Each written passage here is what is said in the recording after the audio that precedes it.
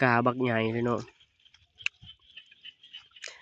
ทักทายสบายดีบรรยากาศตอนแลงอาจจะมีเสียงกบเสียงเขียดมาฮ้องเป็นตะม่วนเด้เสียงธรรมศาสตร์อยู่ไสก็บ่คืออยู่บ้านเฮา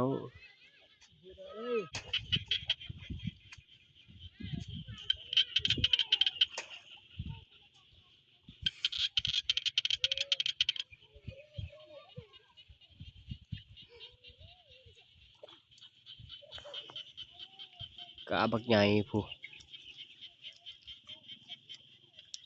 ภาพธรรมศาสตร์ตอนแลงมีแต่เสียงกบเสียงเขียด